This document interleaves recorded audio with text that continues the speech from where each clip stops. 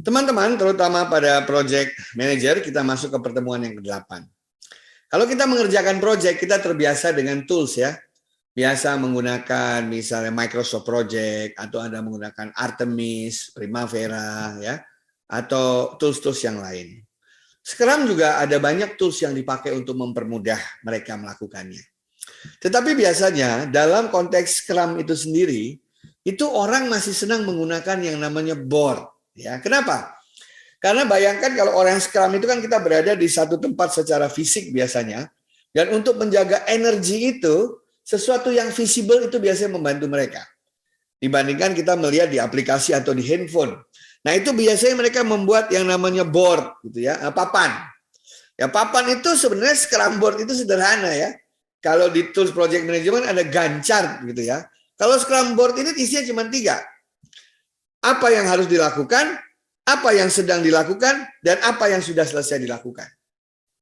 Nah, jadi apa yang dilakukan produk backlog itu, ya itu to do itu ditaruh di sebelah kiri. Dan biasanya alat yang paling sedang mereka pakai itu yang namanya post-it. Itu loh kertas yang kotak-kotak kecil ada lem gitu ya. Nah, satu post-it itu isinya satu task biasanya.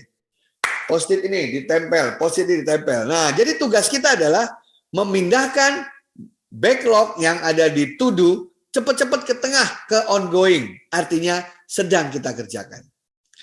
Dan yang mengerjakan ongoing juga punya semangat untuk cepat-cepat dari ongoing pindahkan ke finish, pindahkan ke done.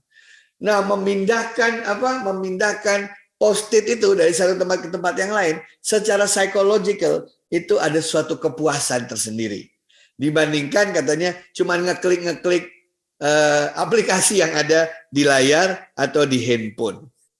Nah, dari situ juga seorang Scrum Master bisa melihat apakah terjadi perubahan dari waktu ke waktu, ya, apakah sesuai dengan kecepatan yang diinginkan, dapat dengan mudah terlihat dari jauh dengan cara bisa melihat posisi dari post-it tersebut.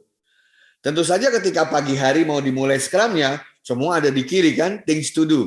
Sejalan dengan hari berjalan, lama-lama semua menuju ke tengah. Di tengah-tengah hari itu biasanya ada sebagian di kiri, sebagian besar di tengah.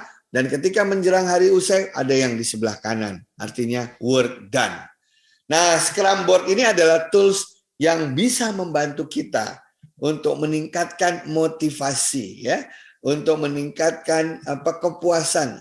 Istilahnya sense of accomplishment. Karena kita sama-sama memiliki tujuan bersama. Hei, papan tulis itu dari kiri harus cepat-cepat ke kanan. Dari to do harus cepat-cepat ke ongoing. Dari ongoing harus cepat-cepat ke done. Terima kasih teman-teman.